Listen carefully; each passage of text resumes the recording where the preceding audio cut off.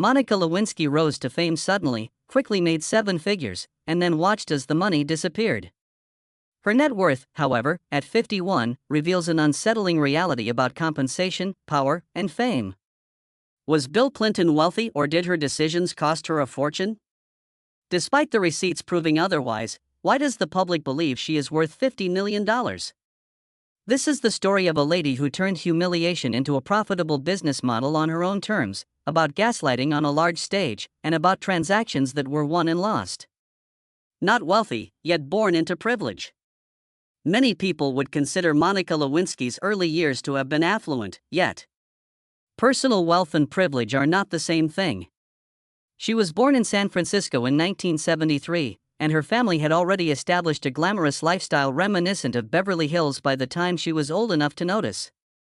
Bernard Lewinsky, her father, was a prosperous oncologist whose practice brought in more money than most families could hope for. Marcia Lewis, her mother, had her own artistic aspirations and worked as a writer.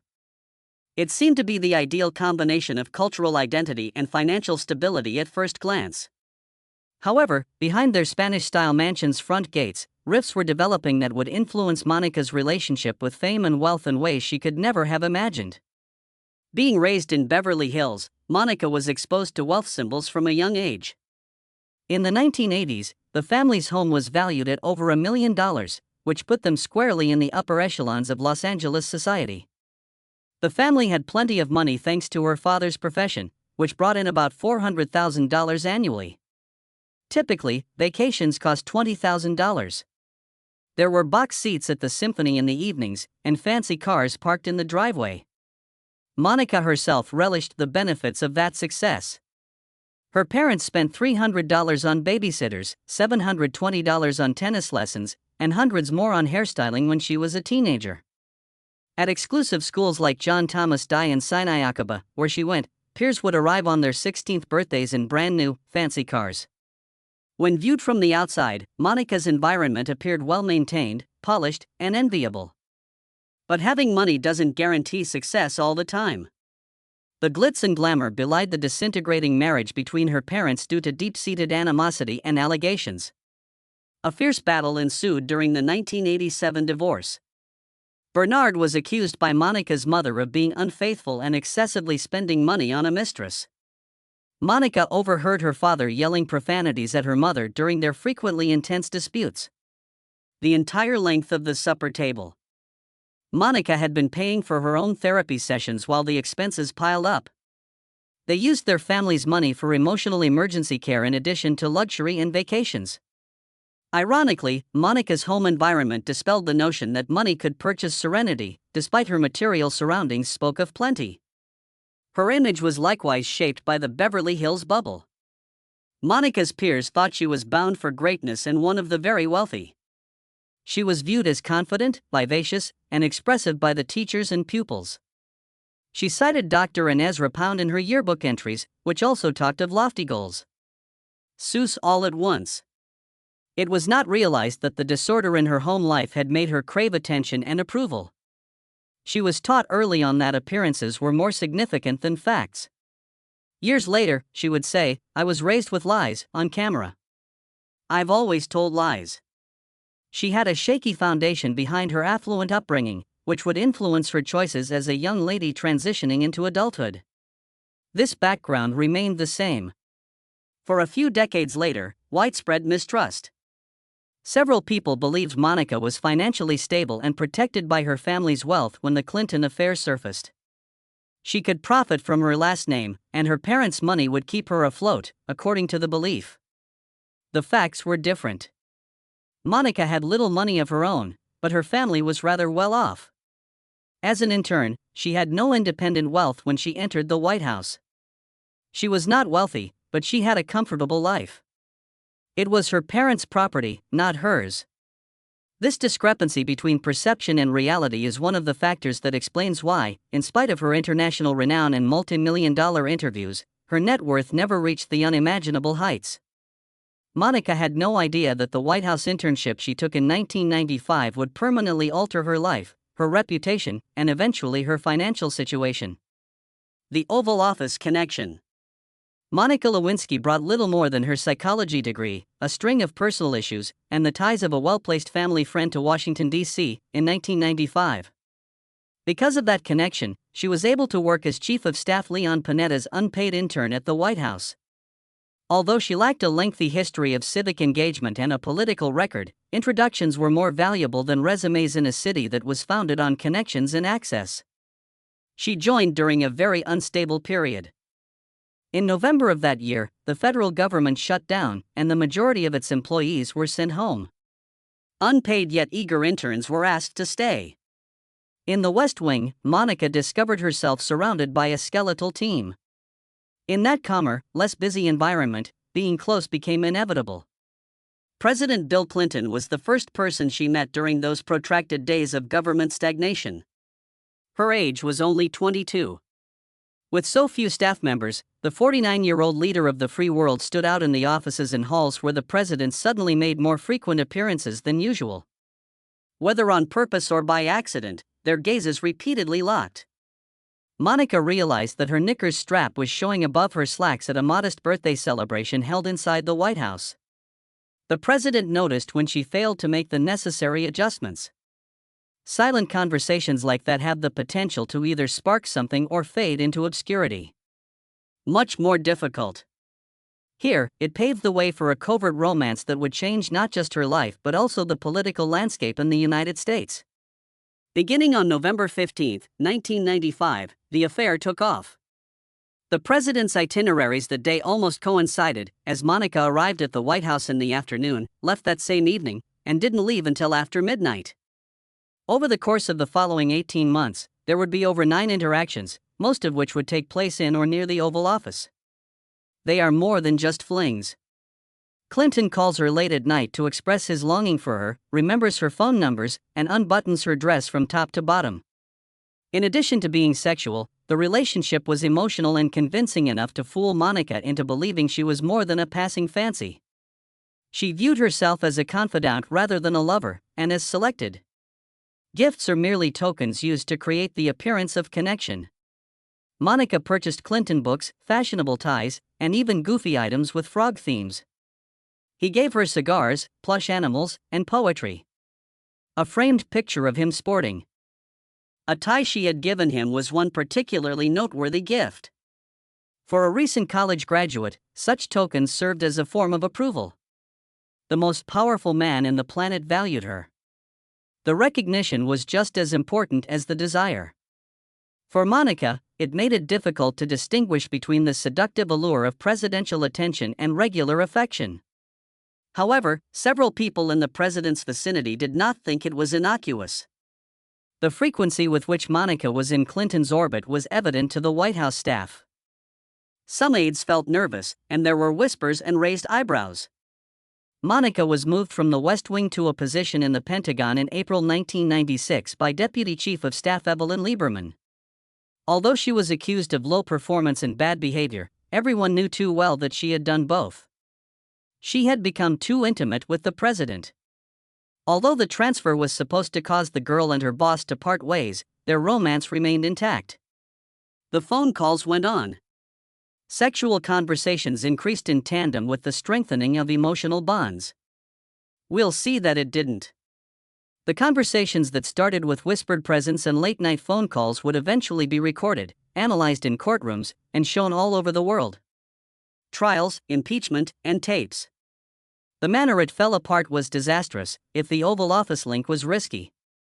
Monica Lewinsky confided in Linda Tripp, an older Pentagon colleague. And initially, while Monica was still in shock at Clinton's rejection, Tripp served as a mother figure and counselor.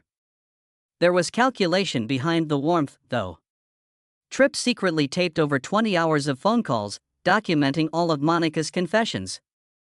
These recordings included Monica's emotional distress, descriptions of gifts exchanged, late-night calls, and details of the affair.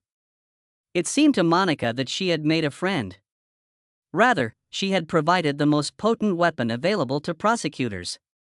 An affidavit that Monica signed in January 1998 denied having a sexual connection with President Clinton. Perjury was committed, but it was also an attempt to protect him during the Paula Jones litigation. She called her often to request protection, and at the same time, she pleaded with Tripp to lie as well. Tripp chose to visit the FBI instead. She gave the tapes to them and even wore a wire while having one last meal at a mall in Virginia, using government technology to record Monica's words. All of a sudden, what Monica thought was private anguish became public knowledge. Now, the state had evidence of her voice, bunny, weaknesses, and secrets. When word of the president's alleged affair with a White House intern was leaked by the Drudge Report on January 17, 1998, the tale came to light. Monica was in the news all across the world in a matter of days. The president stared into the cameras while standing behind his wife, Hillary, and categorically denied it. "That woman, Miss Lewinsky, and I did not engage in sexual activity." The wording was icy, purposeful, and terrible. He didn't mention her first name. That woman was all she was to him. Technically, his denial was justified since his lawyers relied on limited definitions of sexual relations that excluded oral communication. But for Monica and the general public, it amounted to a national gaslighting and betrayal. Through the investigation, the case moved quickly. The awful possibility of being charged with perjury and obstruction of justice was looming large over Monica. She had committed perjury and had colluded with Tripp to write statements that would be interpreted as additional obstruction. The prosecution was putting up a fierce fight. Additionally, prosecutors presented her with an uncommon proposition in July 1998, transactional immunity. She would not face charges if she gave the whole truth. She had to decide between going to jail and being a public embarrassment at the tender age of 25. Her decision was to testify. Her testimony brutally closed Clinton, supported by Tripp's tapes and, of course, the iconic blue dress. On August 17, 1998, he first admitted under oath to having an inappropriate contact with Monica Lewinsky. Although the meaning of his word games became fodder for late-night comedians, the real-life stakes were very serious. Charges of obstruction of justice and perjury were being prepared against him. Because the president had lied and tried to sway his testimony, the House voted to impeach him in December 1998. The ensuing paychecks, as we shall see, arrived and vanished in equal measure. Paydays that disappeared. Following the tempest of impeachment, Monica Lewinsky was presented with a dilemma. In America, she was among the most well-known figures. But she had no job, no reliable source of income, and no privacy. It appeared to the outer world that she could profit. She received offers of millions to share her experience in books, media appearances, and interviews. And she did, initially. She and Barbara Walters appeared together in an ABC special in 1999, which went on to become the most watched news interview in television history. In addition to the 70 million viewers, about half of the nation's advertisers spent more than 4 times the standard fee for commercial slots. The network made millions of dollars. However, Monica was paid a one-time sum of approximately $1 million for the rights. For most people, that is money that can change their lives. Taxes, legal bills, and the expenses of just existing under continual scrutiny gradually consumed Monica's focus on survival. However, revenue was not discussed throughout the conversation. The interview subject was more the antithesis of the control issue. Monica expressed regret to Chelsea Clinton and Hillary. She was subjected to some challenging questioning. The challenges she had with self-respect and potentially even the type of knickers she wore, perhaps thongs. Naturally, though, the public was interested in specifics. Monica provided them with just enough information about herself to preserve her reputation, but not enough to change the storyline. It was by far the most money she had ever made from a single interview. It could not, however, provide her a sense of security. She continued to be Monica Lewinsky, the young woman who was branded that woman, when the cameras stopped filming. There was no establishment. It was a band-aid. She co-wrote the memoir Monica's Story that same year with writer Andrew Morton, who had become well known for his biography of the late Princess Diana. The book was reportedly paid in advance of around $500,000, which is a significant amount by any measure. When the book first came out, it was the #1 bestseller in the New York Times, with Monica's name emblazoned on bookshops everywhere. It was an explanation of her personal issues, including her pregnancy termination and her therapy sessions, and it went beyond the Star Report's scope. It became quite personal, sometimes in an uncomfortable way. Sales performed well, but the revenue was front-loaded once more. Royalties did not include advance payments. There would be no additional cash after the advance was paid, unless sales were so strong that the royalties compensated for the original lump payment. Taxes, lawyers, and living expenses caused it to diminish more quickly than anyone could have predicted. One of the most common myths about Monica Lewinsky is that she suddenly became extremely wealthy. Although it is unfounded, the majority of tabloids and websites reiterate the figure up to $15 million. Her actual earnings from the Morton book and the Walters interview actually total less than $1.5 million before deductions. When you factor in the costs of legal action, years of counseling, and the consequent challenge of obtaining even temporary work while being mocked by the public, the situation is, at best, marginal. Monica didn't have independence, she had an unsettling reality. Notoriety rarely creates lasting wealth, although it frequently pays off in quick bursts. Getting offers has slowed since the first rush. Her ratings were more important to the interviewers than a contract period. Publishers would move on to the next big scandal. After their headline book. Not a partner, but a commodity. With every check being followed by the reminder that the world was only interested in Monica Lewinsky the controversy and not Monica Lewinsky the person, every chance turns into a transaction. Because of this fact, she was unable to convert her popularity into the kind of steady, long-term wealth that others had imagined. However, if the $1 million interview shown how quickly money might disappear, the subsequent round of TV deals and endorsements would demonstrate that fame could cost even more. Brands, deals, and reality television. The following round of prospects appeared to have the potential to finally stabilize Monica Lewinsky's finances, if the interview and book money were a lifeline. Her reputation was both notorious and memorable to marketers, and TV executives thought her fame would ensure viewers.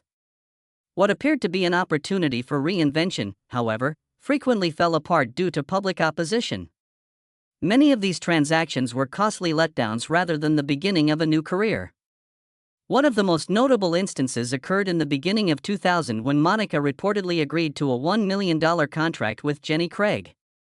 For stressed, contemporary women attempting to strike a balance between identity, health, and appearance, the weight reduction firm regarded her as a relevant character.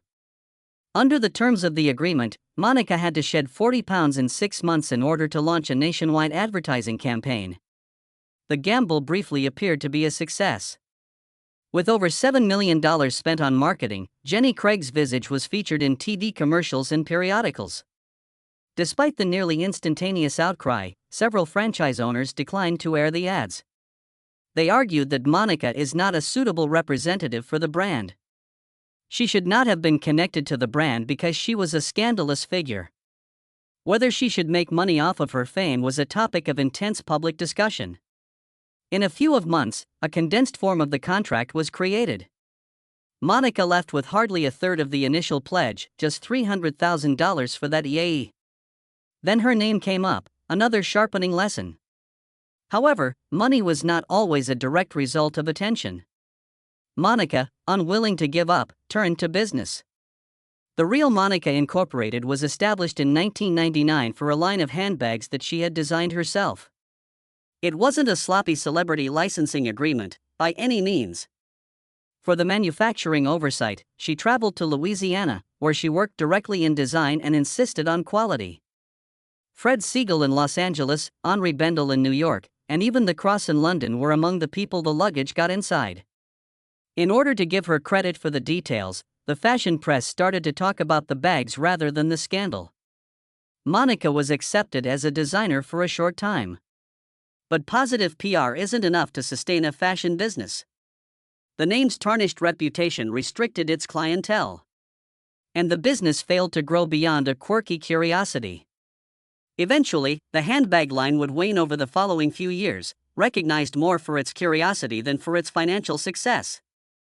She then anticipated a significant change in television.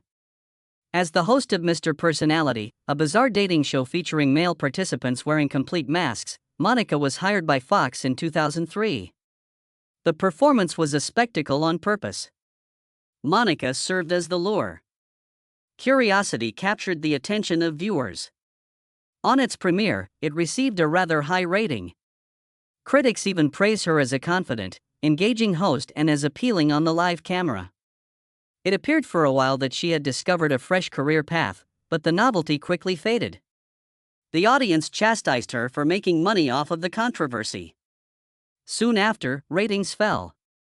And the network chopped the finale down from 2 hours to 1.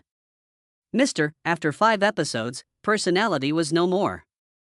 Monica had demonstrated her ability to handle television, but once more, her reputation restricted her options. Her transition from a tabloid joke to a serious voice on bullying, shame, and survival happened years later. From embarrassment to narrator. By the middle of the 2000s, Monica Lewinsky had become less well known. Both the desire for her as a tabloid mainstay and the fast hits of money from television, books, endorsements, and interviews had diminished. A woman in her 30s who had been permanently stigmatized and was unable to find conventional work since her name brought scandal to every job interview was all that was left. She maintained a tranquil life for nearly 10 years, alternating between the US and other countries, attempting to avoid the specter of an unending story. She knew she couldn't lie in hiding forever, though, even in retreat. She'd eventually have to take back her story if she wanted to live. The pivotal moment occurred in 2014 when an essay titled Shame and Survival appeared in Vanity Fair. The scandal had occurred 16 years prior, and Monica was careful in her word choice. Her declaration that it was time to bury the blue dress and burn the beret showed that she was prepared to let go of the humiliating symbols that had characterized her existence. She talked candidly about the pain she had experienced, the ideas her mother had feared, and the inability to live with continuous mockery in the article. Around the world, a lot had changed since 1998. Public humiliation had a very strong social media following. Monica's story established her as a pioneer and the epitome of digital humiliation, rather than as the scandal figure. The piece went viral and even influenced the conversation on bullying, empathy, and the harsh economics of shame. The next year, she joined the most well-known public speaker in the world after being betrayed by ridicule. Her 2011 TED Talk, The Price of Shame, was one of the most talked about presentations with over 20 million viewers. Monica changed her image from one of tabloid controversy to one of cautionary tale in just 20 minutes. The argument was that the advent of the internet made the practice of public humiliation even more hazardous, abandoning victims unable to escape their errors. She was no longer an intern standing on that stage, someone they could mutter about in the Washington corridors. She was a truth-teller, an advocate, and a survivor. The impact was enormous. She received invitations to speak at universities. Nonprofits wanted to collaborate. She did not repeat a scandal to make money for the first time, but from conveying a message that is relevant to all generations. However, Monica's role in the 2018 documentary The Clinton Affair went beyond public speaking. She told her side of the incident to a younger audience that had only heard about it. Then, in 2021, she produced a dramatized version of the Clinton Affair called American Crime Story: Impeachment. This time, she wouldn't be the passive object of attention. She would now have a say in the dynamic of how her tale was told to millions of others. It was a bold and important move, according to critics, that gave the series legitimacy while giving Monica back control over her reputation. She co-produced 15 Minutes of Shame, an HBO Max documentary, that same year. The study linked her personal tale to a broader cultural issue by examining instances of internet shaming worldwide. It was no longer just about what happened to her in the 1990s, it was also about what happens to everyone who is subjected to widespread mockery in the digital era. Monica offered more than just her name to her role as executive producer. She contributed her perspective, voice, and experience. The content wasn't tabloid, but criticism of society. She was also getting paid as a professional in the entertainment industry, not as the focus of rumors, for once. In 2025, however, Monica would need to take a more daring step, confronting the guy at the center of it all and revealing her true wealth, even after she had reclaimed her story on stage and television. Monica Lewinsky has spent over 30 years living with her name in the news by 2025. After enduring mockery, she reconstructed her voice and became a storyteller on her own terms. Her reckoning was not yet complete, though, as she demonstrated to the world this year at the age of 51. In February, she appeared in an unscripted interview on Alex Cooper's popular podcast, Call Her Daddy. She reframed the incident once more and rekindled the accountability discussion with her remarks during that conversation. Monica stated calmly, but clearly, that Bill Clinton ought to have resigned from office in 1998. She clarified that acknowledging that the connection was none of anyone's business and resigning would have been the proper course of action instead of continuing to deny it. And put her in the wrong position. For the first time in many years, she publicly blamed him, claiming that his behavior was far more heinous than her own errors. She called his notorious public denial that he had sex with the woman gaslighting on a large scale. At the moment, she was severely hurt by the words, the distance, and the refusal to even mention her name. She clarified how such denial hurt more than just her reputation decades later. It made her a national laughingstock for a whole generation of women who saw her ripped apart for her mistakes in sexuality. During the conversation, Monica acknowledged her mistakes. But she made it clear that Clinton was to blame. As the most influential guy in the nation to never place her in that role. He had never shown regret to her, which clearly highlighted the inequality that influenced the entire scandal. Monica's most recent endeavor, her podcast, Reclaiming, came at the same time as this new openness. She and Wondery have teamed together to release the recording every week in both audio and video format, and they have sat down with guests to discuss the concept of reclaiming what has been stolen or lost. The guests in her first episodes included Olivia Munn on Hollywood silence, Kara Swisher on public criticism and technology, and Molly Ringwald on negotiating fame. While each visit echoed Monica's experience, it wasn't solely about her. Instead, the intention was to provide a forum for others to tell their tales of survival and recovery. In the podcast's interviews, Monica expressed her desire for it to be a safe haven where people could be vulnerable without worrying about criticism. Although she acknowledged it felt like the ideal time, she quipped that she might have been the last person to launch a podcast. Monica herself views this podcast as an extension of her lifetime endeavors to transform suffering into meaning, rather than just another celebrity podcast. Monica finally took charge of the story after a lifetime of other people's definitions. Her subjects, her guests, and her framing. The business side worked in her favor this time as well. She received ownership shares that gave her financial and creative power in her roles as presenter and producer. The advance was not a seven-figure sum that was given and then spent. It was a paradigm for consistent, long-term income development that relied on credibility, audience loyalty, and trust rather than shock value.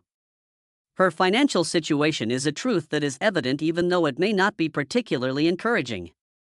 Monica's net worth is estimated to be between $1.50 and $2 million after decades of celebrity. In tabloid fiction, she is undoubtedly not a multi-millionaire. When questioned, the sickly tales of $50 million fortunes that circulate online simply crumble. Yes, her Barbara Walters interview brought in $1 million. She did earn $500,000 for her memoir.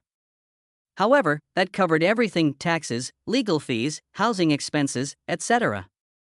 Due to reaction, all endorsement deals decreased. Television projects failed. And commercial endeavors ceased.